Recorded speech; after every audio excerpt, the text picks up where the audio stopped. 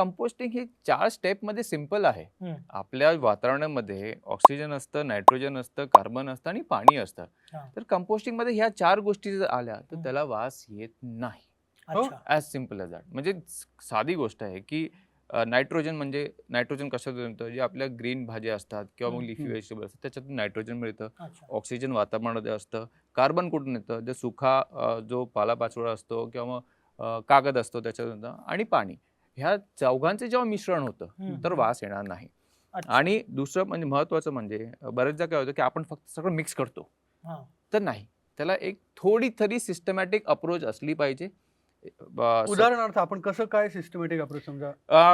पहिला लेयर तुमचा मातीचा. हां. दुसरा लेयर तुम्ही नंतर तुमचा पालापाचोळा टाका. हां. त्याच्यामध्ये डेअरी आणि मीट प्रॉडक्ट हे नाही असले पाहिजे. ओके. म्हणजे तुम्हाला जे आपण मच्छी किंवा मग चिकन, मटण, हाडं चिकन, त्यांची. मटण हां, अच्छा. ते ते नकोय नाही, म्हणजे ते नको आहे. हं. त्याच्यानंतर माती, नंतर तुमचा जो पालापाचोळा असेल तो, म्हणजे तुमच्या भाज्या वगैरे ते असतील हं, ते. हं, हं. नंतर सुखा पालापाचोळा. त्याच्यानंतर अच्छा. तुम्ही कागद टाका, पुठ्ठा टाका. ओके. कागद पुठ्ठा हे टाकलं तरी चालतं. Any compostable item. म्हणजे ओके. आता आपल्या घरामध्ये जे आपण गार्बेज बॅग असतात, हं. ह्या कंपोस्टेबल आहेत. हो.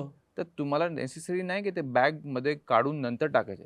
तुम्ही अख्खीची अख्खी ती बॅग सुद्धा टाकली ओके. तरी चालते.